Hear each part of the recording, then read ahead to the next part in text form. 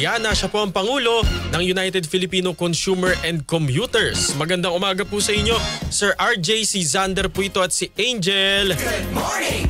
Sander and Angel, magandang umaga po sa inyo. Opo, una po sa lahat, ang grupong Manibela po ay nasa labas po ngayon ng lansangan para po kundinahin yung umano'y panghaharas di umano sa mga jeepney at jeepney operators and drivers po, sir. Kayo po ba ay sumusuporta sa ganito pong mga pagkilos? Alam niyo po,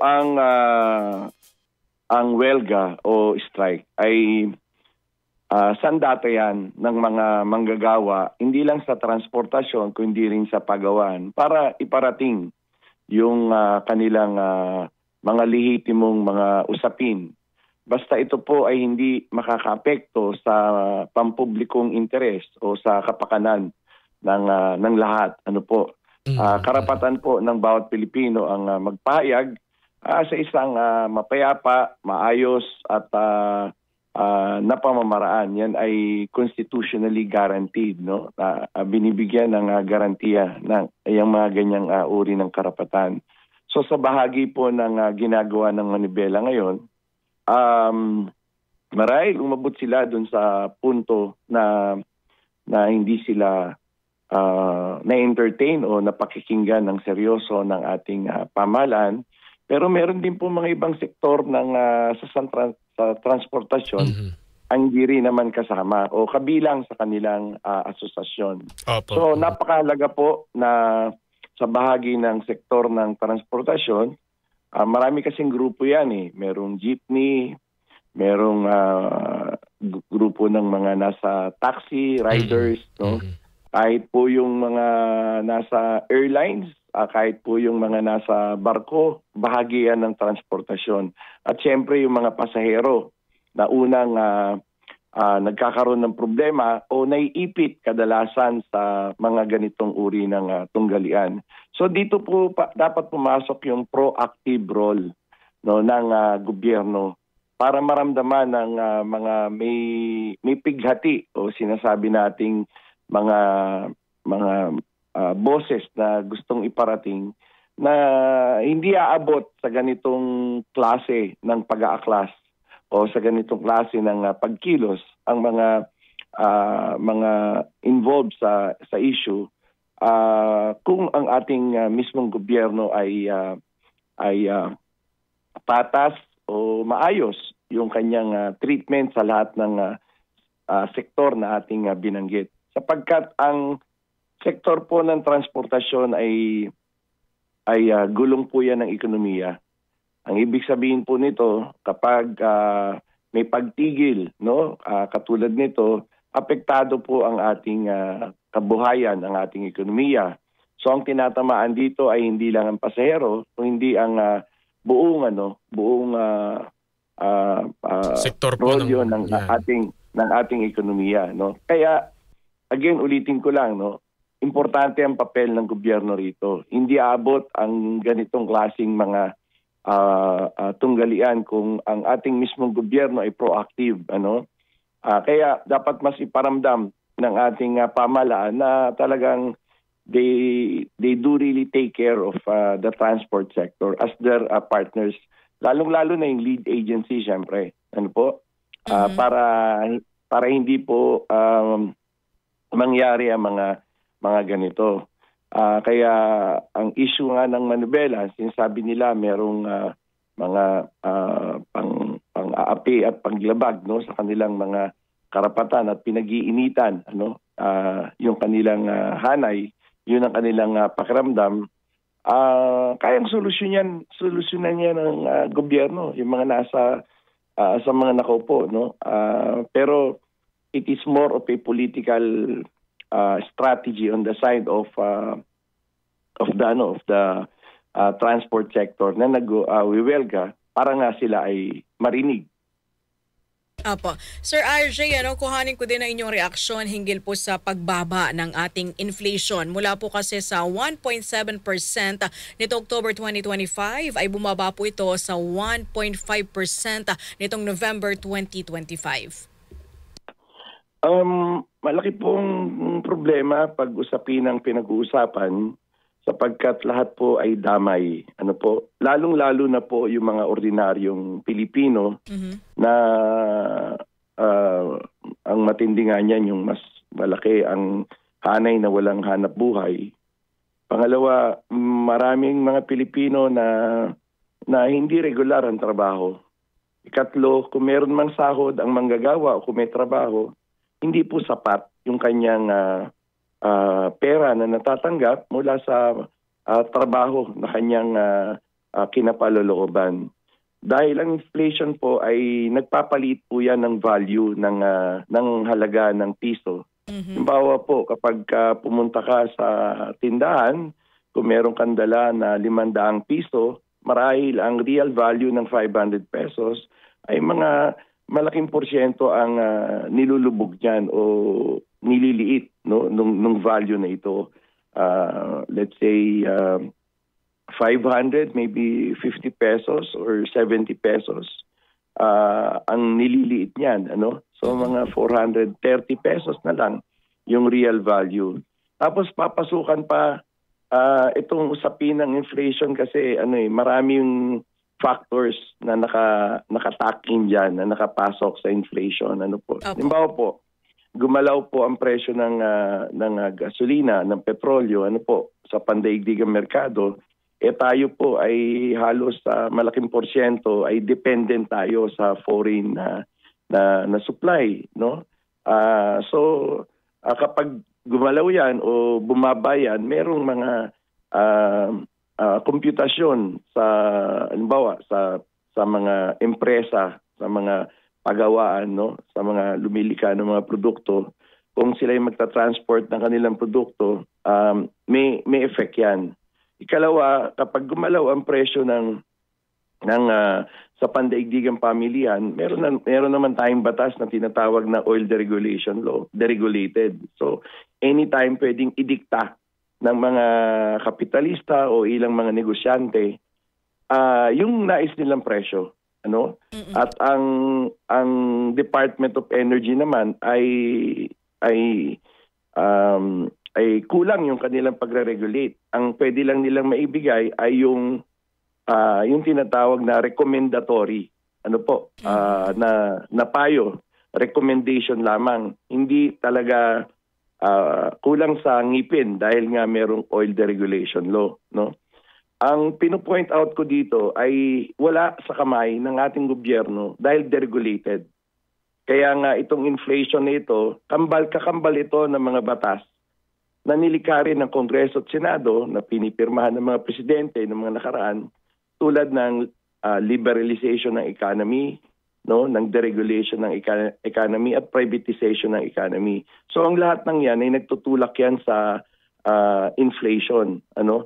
Kaya ang tatamaan nito ay ordinary consumers at itong mga manggagawa, lahat tayo tatamaan. Dagdag pa natin yung krisis na bumulaga sa mata ng publiko, itong mga trilyong mga ghost projects na sinasabi, na impresyon ng mga mamumuhunan sa ating bansa ay talagang bumagal.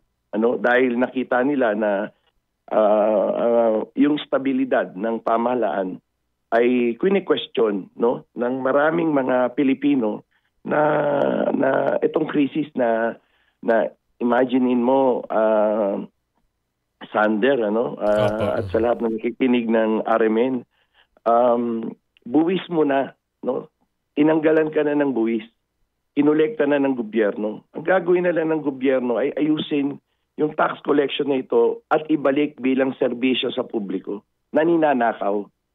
So, tayo ang lumika ng isang higanteng problema. Yung mismong sistema na nagpatakbo nito ang lumika ng maraming uri ng korupsyon. Hindi lang yung ghost projects na yan. Maririnig natin, may mga sa irrigation system, ang laki din, di ba? Kahit sa education system, ang laki din ng problema. Sa halos lahat ng mga government agencies. So, yan ay dagdag dito sa usapin ng inflation na ang lagi namang sa pool ay yung mga ordinaryong mamimili, consumers, commuters natin. At ito na nga, papasok na yung Pasko.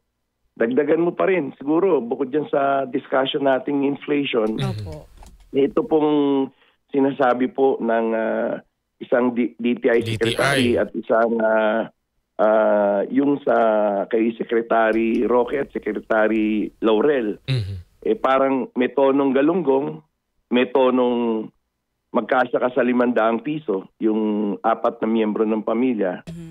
Ano bang, ito ba yung mga mensahe na gusto nating iparating sa mga Pilipino na naharap ang buong gobyerno sa isang malalim na iskandalo, naharap sa matinding inflasyon, naharap kung paano ibabangon ang ekonomiya at ganito ang impresyon ng mga negosyante, ng mga dayuhan sa atin, ng mga investors, no? Very bleak. Masyado pong hindi maaninag ng mga kabataan ang kanilang pag-asa sa inang bayan, sa kasalukuyan. Dahil dito, kaya kinakailangan po ng isang malakas na response mula sa mga matitinong leader at mga patriotikong leader na nasa loob ng gobyerno, na hindi lahat ng nasa gobyerno ay mga magnanakaw. Sa opinion po ng United Filipino Consumers and Commuters, konti lang po ang mga magnanakaw na ito. At konti lang din ang mga mambabatas na ito na lumilikha ng mga batas na nagpapahirap sa mayoryang Pilipino. It's high time, kung gusto natin baguhin ang ating lipunan, wag lang natin baguhin ng apelyidong mga nakaupo sa gobyerno. Baguhin din po natin yung mismong sistema na nagpapatakbo para naman lumaya ang sinturon ni Juan at Maria at magkaroon siya ng isang disenteng buhay, isang Pilipinas na very proud na masabi nating tunay na bago. Mangyayari lang yan kung magkakaroon talaga ng malalimang pagbabago sa ating lipunan. Hindi lang konstitusyon, hindi lang sa usapin ng ekonomiya, hindi lang po sa usapin ng politika, kundi tayo mismong mga Pilipino, hanapin natin yung ating kaluluwa para sagipin natin ang bayang naghihingalo. We have no other choice but to unite and move forward and maging positibo, kumapit po tayo diyan sa pag-asa na yan. Ganyan po yung aming pananaw sa mga nagaganap sa ating bansa sa ngayon. Opo, nabanggit niyo po kanina yung 500 pesos na Noche Buena. Hindi ho ba sapat yung 500 pesos o ano po ba yung parang implication po nung mensaheng iyon ng DTI, ng Malacanang, na kasya raw po yung 500 pesos para sa Noche Buena? Alam niyo po, parang ginagawang katatawanan ang pagbibigay ng mga ganitong klase ng mga pronouncement. Sana naman po magkaroon ng pag-iingat, maging sensitibo naman po yung mga nasa gobyerno natin sa panahon ng nangyayari nito. Kaya kahit maliit na bata sinabi 500 pesos, baka mabili ng mga bata mga chichirya lang Kasi yun sa chichirya. Opo. So, hindi na po kailangan i-memorize pa yan very elementary po yan. Kaya nakakagulat po sa mga public servant, sa mga matataas na nasa poder ng kapangyarihan, na silang nagdidesisyon at ganito ang kanilang mga litanya, ganito ang kanilang mga sinasabi. Insulto po yan sa publiko. Kung ako po sa kanila, para makorek yan, kung hindi nila kayang i-correct yung mismong statistika, hindi na masama na magsabing paumanhin po RMN, paumanhin po UFCC, paumanhin po sa Sambayan ng Pilipino. Nagkamali po ako. Ito po ang aking ibig sabihin. I'm sorry. Parang mas tatanggapin mo pa yun. Pero kung merong parang resistance na pinipilit sa'yo, pagkasyain mo yung 500, ayot sa gusto mo, parang teka muna. Masyado naman po, inapakan ka na nga dun sa korupsyon, tapos ganyan pa ang sa'yo. So, parang kung ako naman ang presidente ng Pilipinas, kakampi ko ba itong mga sekretaryo ko o hindi? Parang pinabibigay nyo pa yung ang bigat na nga ng problema eh. Magbibigay pa kayo ng panibagong fire, no? Sa political turmoil, no? Sa economic problem natin kinakaharap. So hindi po hindi. Tapos meron kang isang tagapagsalita ng pamahalaan o ng Malacanang na ang tono ay parang inciting mood lagi, no? Parang Pasko, medyo good vibes naman tayo ng di ba? Hindi mali yung yung mga mensahe na nakakarating sa publiko na dapat nilang ayusin para magtiwala, bumalik ang kumpiyansa, lumakas ang gobyerno. Dahil kapag malakas ang gobyerno, lumalakas din po ang ng taong bayan eh. Ganun po 'yun eh. So Sir yan RJ, po yung ating talagayan. At speaking of korupsyon, ang ayon po kasi sa Department of Economy, Planning and Development o DepDev, parang very unlikely na daw po natin na maabot ang ating target na economic growth ngayong pong 2025 dahil po yan sa katiwalian. Kuhanin ko na rin ang reaction mo dito. Alam niyo po, malaki ang kasalanan ng NEDA at andun ba ang tawag dito? DepDev na po ngayon eh. Opo. Yan. Huwag niyo pong, kaya po, hindi niyo ba ba't nila binago yung pangalan? Kasi ang dati nilang pangalan, ng NEDA, yan po ang sentro ng economic planning. Diyan po gumigiya. Diyan po pumupunta ang buong agos ng ating ekonomiya at sila nagpaplano. Kung mali po yung pinagsimulan ng plano, magkikreate siya ng maraming suliranin. So, ibig sabihin po nun, dapat tanungin ng ahensya na yan at tignan nila yung kanilang mga economic policies na matagal na panahon na hindi nagsilbi sa interes ng gobyerno, kundi sa interes lang po ng iilang mga individual. Ano po? Tulad ng tinatawag nating mga oligarko, yung may control nitong nagbebenepisyo dito sa lapida na binanggit ko kanina, yung lapida, yung liberalisasyon na polisiya, galing yan dyan sa ahensya na yan. Yung privatisasyon na yan, galing yan sa ahensya na yan. Yung deregulasyon, sa kanila galing yan. Tapos ngayon sasabihin nila ang ugat ng kahirapan ay korupsyon. Bahagi po ang korupsyon ng mga nilikha ng mga batas na ito sa loob ng isang sistema. Kaya malaki po ang pananagutan ng ahensya na yan. Huwag po natin kalilimutan yun. At ang komposisyon ng ahensya na yan ay galing po yan sa Department of Budget and Management, galing yan sa Department of Finance, galing po yan sa kasama na yan yung Bureau of Internal Revenues, at iba pang mga economic managers, team ng gobyerno. Kaya wag nilang isisilang ang usapin ng korupsyon sa bulok na sistema o bulok na mga batas na itinulak ng ahensya na yan para umabot tayo dito sa kumunoy ng kahirapan na minamana natin ang trilyon-trilyong utang panlabas dahil dyan sa mga economic policies na yan. Dapat ang economic managers natin, ang kanilang direction dapat makabansa. Ibig sabihin, inuuna ang kapakanan ng bansa, hindi po kapakanan ng mga malalaking mga interes sa negosyo. At syempre, sino unang pinakamalaking nagko-corrupt sa pamahalaan? Yung mga higanting negosyo na yan. Sila ho ang number na. So sino nagtutulak ng mga polisiya na yan? Sila nagsulat yan eh. I-review natin na maigi, tingnan natin kasaysayan. Malaki ang kasalanan ng ahensya na yan. Kaya yung sinasabi nilang hindi ma-attain yung mga statistics na sila rin naman nagtakda yan eh. Sila nagtakda tapos isisisi lang nila doon sa mga, halimbawa, mga politikong magnanakaw o public servant na nasa DPWH o kung saan man, doon lang nila isisisi. Pero mayroong mga batas na sinusunod yan, may mga sistemang sinusunod yan. Saan galing yan? Doon din sa ahensya na yan. Siguro ang unang dapat mag-resign yung ahensya na yan eh.